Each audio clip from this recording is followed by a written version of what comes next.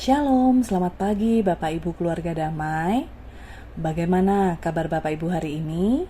Kiranya dalam kondisi sehat dan sukacita selalu ya. Keluarga damai, hari ini Kamis 9 Februari 2023, kita akan merenungkan bersama sebagian dari firman Tuhan. Mari kita berdoa terlebih dahulu, mohon pimpinan Tuhan. Tuhan Yesus yang baik, terima kasih untuk hari baru yang boleh kami rasakan. Sinar matahari dan udara segar yang boleh kami nikmati pagi ini. Semua karena kebaikan Tuhan. Kami pun ingin menikmati firman-Mu ya Tuhan, sebagai makanan untuk jiwa kami. Tolonglah kami untuk mengerti dan bisa melakukannya dalam kehidupan kami. Dalam nama Tuhan Yesus kami berdoa. Amin. Sobat Samas, renungan kita hari ini terambil dari Yakobus 1 ayat 12 hingga 16. Saya akan membacakan bagi kita semua. Berbahagialah orang yang bertahan dalam pencobaan, sebab apabila ia sudah tahan uji, ia akan menerima mahkota kehidupan yang dijanjikan Allah kepada barang siapa yang mengasihi Dia. Apabila seorang dicobai, janganlah ia berkata, pencobaan ini datang dari Allah. Sebab Allah tidak pernah dicobai oleh yang jahat dan ia sendiri tidak mencobai siapapun. Tetapi tiap-tiap orang dicobai oleh keinginannya sendiri, karena ia diseret dan dipikat olehnya. Dan apabila keinginan itu telah dibuahi, ia melahirkan dosa. Dan apabila dosa itu sudah matang, ia melahirkan maut. Saudara-saudara yang kukasihi, janganlah sesat. Saya memberi judul renungan hari ini, menang atas ujian atau pencobaan. Bapak Ibu, kenapa di semua jenjang pendidikan ada namanya ujian?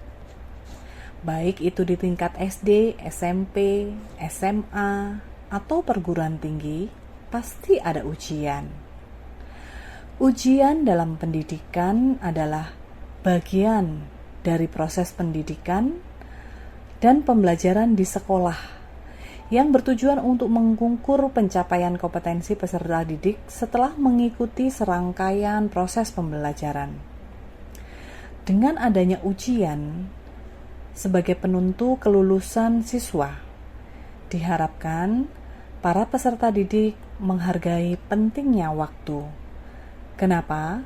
Karena mereka tetap harus mempersiapkan diri. Peserta didik diharapkan dapat menggunakan waktunya untuk belajar dan terus meningkatkan kompetensi dirinya. Sedangkan dalam perjalanan kehidupan kita masing-masing juga ada namanya ujian atau pencobaan, di mana kurang lebih sama dengan ujian di dunia pendidikan. Ujian yang diizinkan Tuhan terjadi dalam kehidupan kita adalah untuk proses pembelajaran dan pendewasaan iman rohani kita.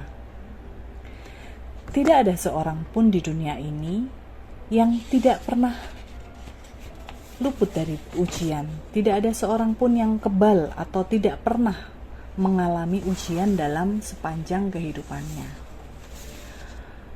Ujian yang kita hadapi dapat menjadikan kita semakin kuat jika kita menghadapinya dengan kekuatan Roh Kudus dan mengandalkan Tuhan.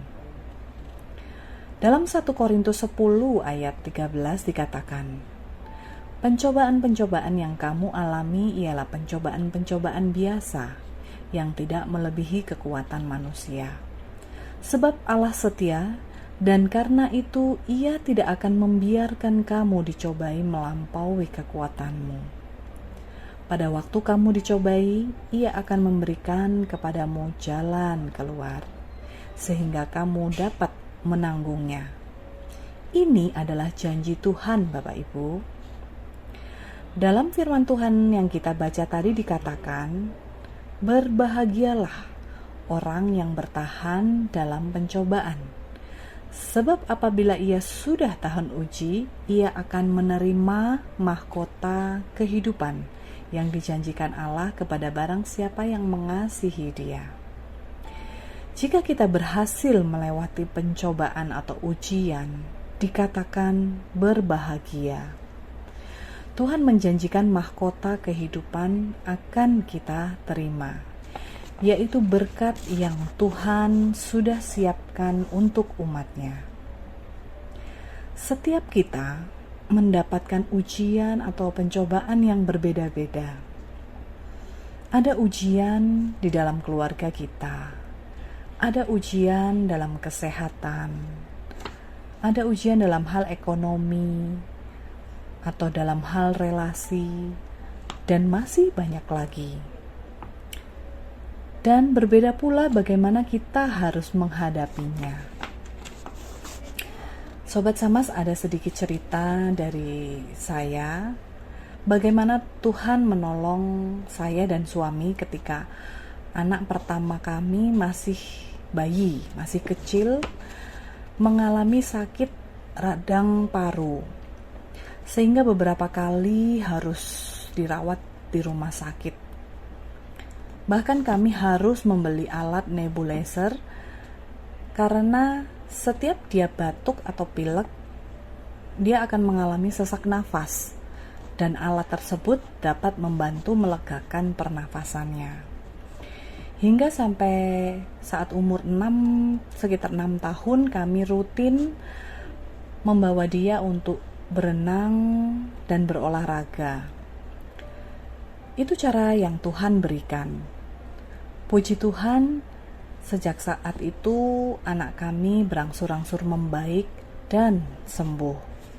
Bahkan kami bisa memberikan alat nebulizer itu kepada orang lain yang membutuhkan. Puji Tuhan. Melalui ujian yang kami alami, Tuhan tetap memberikan jalan keluar buat kami, sehingga kami bisa menghadapinya, dan kami juga berbahagia ketika kami bisa melewati semuanya itu. Ya Bapak Ibu Saudara, kiranya kita semua selalu melibatkan Tuhan dalam memilih cara yang kita ambil untuk menghadapi suatu ujian atau pencobaan itu.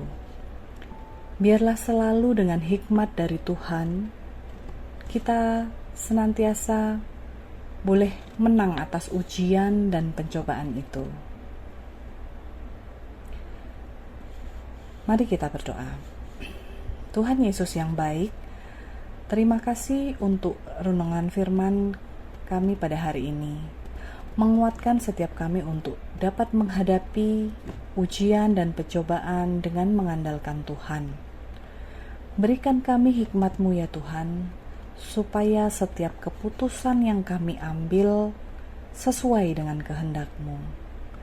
Dan pada akhirnya kami menang atas ujian-ujian yang boleh kami alami dalam kehidupan kami.